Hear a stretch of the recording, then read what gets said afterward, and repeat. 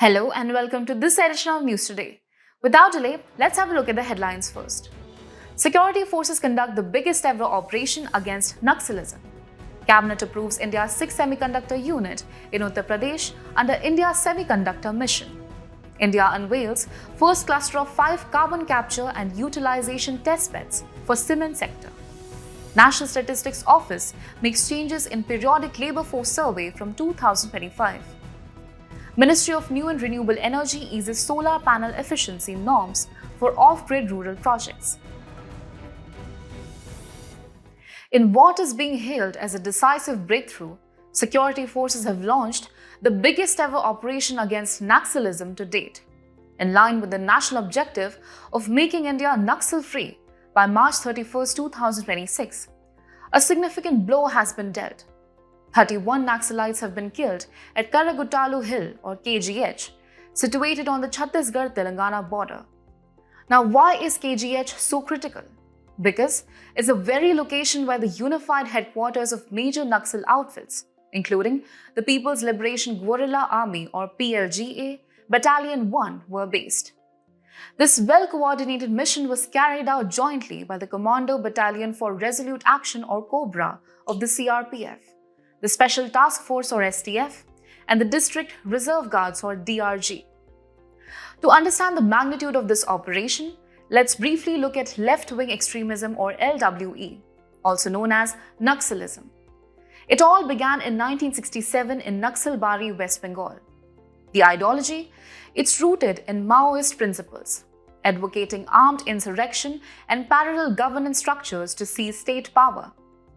The spread has also been across what's known as the Red Corridor, a region covering parts of Chhattisgarh, Jharkhand, Odisha, Maharashtra, Kerala, West Bengal, Madhya Pradesh, and sections of Andhra Pradesh and Telangana. The number of Naxal-affected districts have come down significantly, from 126 to just 18. Even more notable, those most affected by Naxalism have decreased from 35 in 2024 to just 6 in 2025. And if we look at 2024 figures, 290 Naxalites were neutralized, 1,090 arrested, and 881 surrendered. So why does LWE continue to exist in some pockets? The reasons are many. Socioeconomic factors like social alienation and limited access to education and healthcare, and governance issues, including poor implementation of the Forest Rights Act or FRA, PASA Act, and instances of state high-handedness. Now, what are some of the initiatives taken to counter LWE? Back in 2015, the government adopted the National Policy and Action Plan, embracing a zero-tolerance approach towards Naxalism. A key part of this approach is the operational strategy Samadhan, which stands for Smart Leadership, Aggressive Strategy, Motivation and Training, among others. Security-wise, efforts are being supported under the umbrella scheme for the modernization of police forces. On the development front, initiatives like the Dharti Aba Janjatiya Gram Utkarsh Abhiyan and the Aspirational District Program are helping uplift regions vulnerable to extremist influence. This latest operation at Karagutalu Hill is a major step forward in the larger mission. The road ahead may still be long, but the direction is clear. Moving on, the Cabinet has given its nod for India's 6th semiconductor unit, which will be set up in Uttar Pradesh, specifically near Jeva Airport in the Yamuna Expressway Industrial Development Authority region. And here's the big collaboration. This new semiconductor plant will be a joint venture between HCL and Foxconn. The primary focus of this unit? Well, manufacturing display driver chips, which are essential for mobile phones, laptops, automobiles, and more. Now, speaking of India's semiconductor ecosystem, it's growing at an impressive pace. Our semiconductor market, which was valued at $22 billion in 2019, is expected to touch $110 billion by 2030. That's around 10% of the global consumption. But it doesn't end there. India is also working to increase local sourcing of semiconductor components. In 2021, only 9% of these components were sourced locally. The target is to increase this to 17% by 2026. Another area of strength, research and development. India is home to about 20% of the world's semiconductor design engineers. In fact, Indian engineers design approximately 3,000 integrated circuits or ICs every year. But what about the technology that powers these chips? Well, India is also advancing in technology nodes. That's a process technology used to fabricate chips. Whether it's 7 nanometers, 5 nanometers, 3 nanometers, or even 2 nanometers, these smaller nodes mean higher transistor density, lower power consumption, and faster processing speeds. Let's now look at the key initiatives driving this semiconductor ecosystem in India. First, the Semicon India program, offering central and state subsidies of up to 70% for setting up fabs, testing and design units. Then there's the SPECS scheme, which provides a 25% capital subsidy on investments in chip components and electronics. Moving on, the Chips to Startup or C2S program is another major initiative, aiming to train 85,000 engineers in chip design, very large-scale integration or VLSI, and embedded systems across 113 institutions. Finally, the Design Linked Incentive or DLI scheme, which promotes Indian IP creation in chip design. So, why is India so focused on building a robust semiconductor ecosystem? There are some clear reasons. First, reducing trade deficits and dependence on imports. In 2024, India imported semiconductors worth Rs 1.71 lakh crore, with around 38% of these imports coming from China. Second, the economic multipliers. For every semiconductor job created, up to 16 other jobs could be supported. And finally, the spillover effects, or what we call learning by doing. Strengthening our semiconductor ecosystem also boosts capabilities in related high-tech areas like robotics, precision tools, and advanced electronics. In a major stride towards sustainable industrial innovation, India has unveiled its first cluster of 5 carbon capture and utilization or CCU testbeds for the cement sector. The objective behind this groundbreaking initiative is to develop and deploy innovative CCU testbeds in the cement sector, with a specific emphasis on establishing an integrated unit that combines CO2 capture and CO2 utilization within an industrial setting. This entire effort is being implemented through a public-private partnership funding model, ensuring shared responsibility and collaboration across sectors. Now, moving on to the leadership of this initiative, the Department of Science and Technology or DST, under the Ministry of Science and Technology, is the driving force behind this project. Let's now delve into the processes these testbeds will showcase. First, there is oxygen-enhanced calcination, which enables the conversion of CO2 into concrete blocks and olefins such as ethylene and propylene. Following that, we have carbon-negative mineralization, a technique that locks CO2 into rock, thereby achieving permanent storage. Then comes vacuum swing adsorption, a process that separates CO2 from cement kiln gases and integrates it back into construction materials, promoting circular use. To better appreciate the significance of these innovations, it's important to understand what carbon capture and utilization or CCU actually entails. CCU is defined as a set of technologies that allow for the capture and use of carbon as a feedstock for manufacturing essential products such as fuels and chemicals. These are products that are predominantly derived from fossil resources in conventional processes. When we talk about carbon capture, we refer to methods that extract CO2 from different sources. This can be done from industrial sources like cement plants or energy sources such as biomass power plants. In such scenarios, technologies like membranes, solvent absorption, or adsorption are used to separate CO2 from flue gases. Alternatively, carbon can also be captured directly from the air through a method known as direct air capture or DAC. In this approach, ambient air is drawn through a gas trapping system where CO2 is isolated from the rest of the air and then released to be used or stored. Once the CO2 is successfully captured, it enters the phase of carbon utilization. This utilization occurs through 2 main pathways. One is direct utilization, and the other is CO2 to products, where the captured carbon is transformed into valuable materials.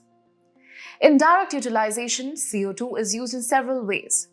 In enhanced oil recovery or EOR, CO2 is injected into oil and gas reservoirs to boost extraction. In the food and healthcare sector, high purity CO2 is used in food processing and medical applications. Additionally, in industrial uses, CO2 serves as a solvent, for instance, in dry cleaning, as well as a heat transfer fluid and welding gas. On the other hand, CO2 to products pathways involve transforming CO2 into value-added materials.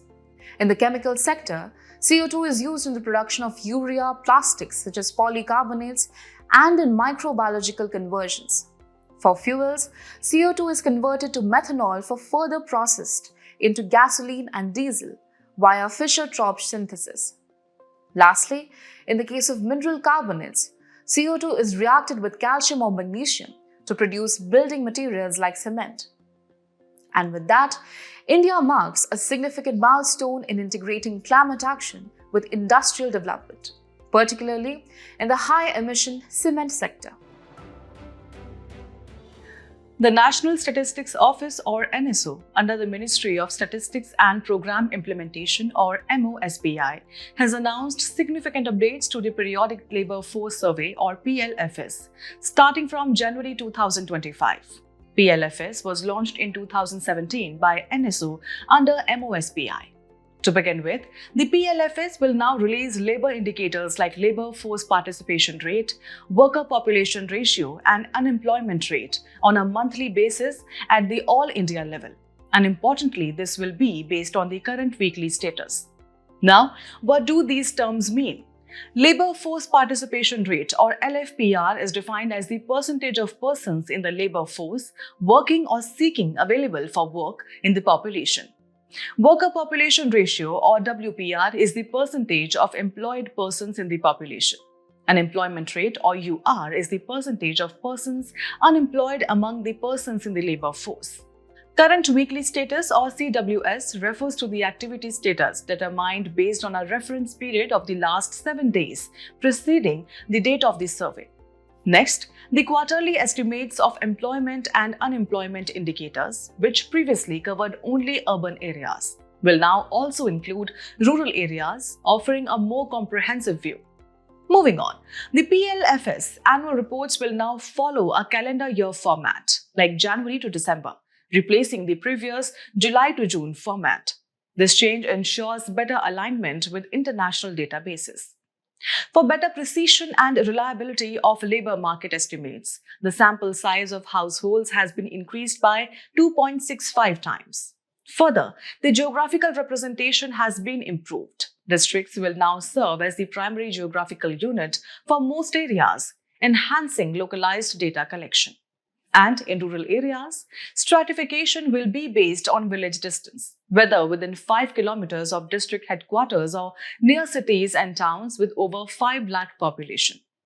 With these comprehensive updates, India's PLFS is set to become more accurate, inclusive and globally aligned. In a move aimed at expanding clean energy access in remote areas, the Ministry of New and Renewable Energy or MNRE has eased solar panel efficiency norms for off-grid rural projects. So what does this mean? It means that solar modules with comparatively lower efficiency can now be included in the government's approved list of modules and manufacturers or ALMM. Just to clarify, ALMM is a list maintained by MNRE that includes approved models and manufacturers of solar photovoltaic modules or PV modules.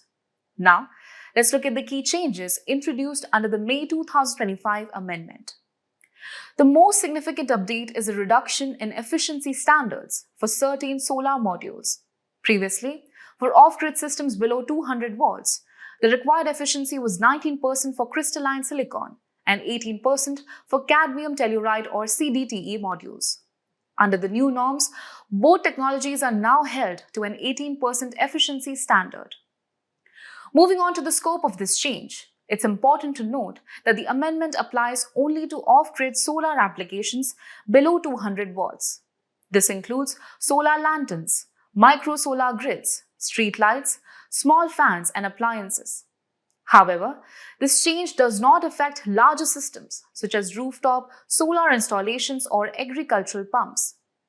For some context, an off-grid solar system refers to a setup that generates electricity from sunlight and stores it in batteries, allowing the system to operate independently of the main power grid. Another notable development is the creation of a new category called Distributed Renewable Energy or DRE. This category has been introduced to support smaller manufacturers and promote wider rural electrification. Distributed renewable energy simply refers to electricity generated from renewable sources like solar or wind near the point of use. While these updates bring several benefits, there are also some concerns. Experts have pointed out the risk of lower energy output per unit area, along with the possibility of faster degradation of panels, which could impact long-term reliability. This makes it clear that there's a need for strict quality enforcement to prevent the market saturation with substandard modules. Despite these concerns, the significance of the changes is substantial.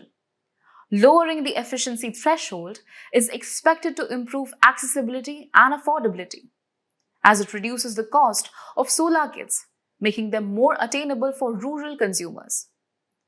The amendment also supports small manufacturers, encouraging local and small-scale production, which in turn promotes rural solar enterprise.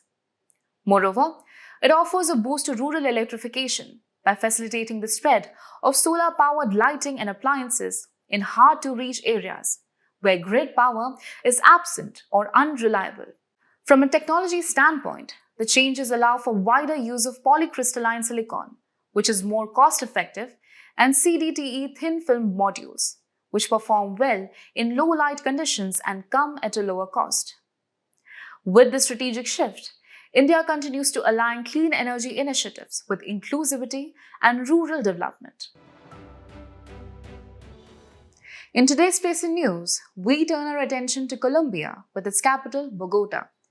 In a significant diplomatic and economic development, China and Colombia have officially signed the Belt and Road Cooperation Pact, further strengthening ties under China's Global Infrastructure Initiative. Now, let's take a quick look at Colombia, the newest partner in the strategic alliance. Colombia is located in the northwestern part of South America. It shares its borders with Panama to the northwest, Ecuador and Peru to the south, Venezuela to the east, and Brazil to the southeast.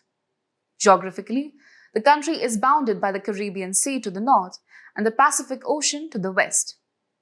When it comes to geographical features, the Andes Mountains dominate Colombia's western region, while the Amazon forest stretches across the southeast. As for resources, Colombia is richly endowed with petroleum, natural gas, coal, iron ore, nickel, gold, copper, emeralds, and hydropower. As we conclude today's main news, let's have a look at some quick updates. Tribal women of Kalahandi, Odisha successfully protested the Forest Department's denial of Gram Sabha issued transit permits for Kendu leaf transportation. Known as the green gold of Odisha, Kendu leaves are a vital minor forest produce for the state's economy as well as livelihood of forest dwellers. The Supreme Court passed an order affirming the constitutional rights of pedestrians. Supreme Court stated that the right to have unobstructed and disabled-friendly footpaths is guaranteed under Article 21. Article 21, Protection of Life and Personal Liberty, states that no person shall be deprived of their life except according to the procedures established by the law. In the context of appointment of archaks, priests to temples, the Supreme Court requested the Committee of Madras High Court to identify agamic temples as against non-agamic temples in Tamil Nadu. Agamas are post-Vedic scriptures conveying ritual knowledge. They are seen as manuals for temple management. A team for scientists from China has reported a way to produce 2D sheets of bismuth, gallium, indium, tin and lead. According to the team, the bismuth sheet was just 6.3 angstrom thick, a depth of roughly 2 atoms and sufficient for electrons in the metal to be confined in 2D. Union Minister of State for Science and Technology dedicated India's first of its kind public-funded DST ICGEB Biofoundry at 31st ICGEB Board of Governors meet. ICGEB was founded in 1983. It has 69 member countries. India is one of the founding members of ICGEB. Indian officials briefed the monitoring team of the UNSC's 1267 Sanctions Committee on the activities of the Resistance Front, or TRF. 1267 Sanctions Committee is also called the ISIS and Al-Qaeda Sanctions Committee. It was established in 1999 to focus on combating terrorism linked to ISIS, Al-Qaeda and related groups. India has successfully test-fired an indigenously developed anti-drone system, Bhargavastra. It is a low-cost, hard-kill anti-drone system designed to neutralize threats from drone swarms. Bhargavastra is developed by Solar Defense and Aerospace Limited (SDAL). Akash Tir played a pivotal role in neutralizing drone and missile threats during recent border skirmishes with Pakistan. Akash Tir is an AI-driven, fully automated air defense solution designed to intercept and neutralize drones, missiles, micro-UAVs, and loitering munitions.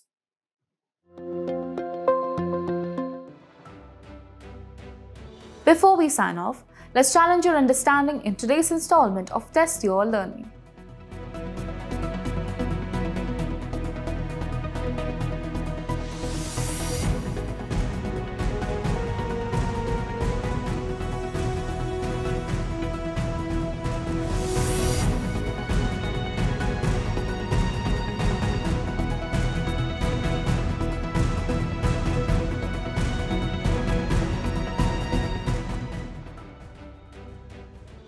Thank you for joining us. We hope you found this episode of News Today engaging.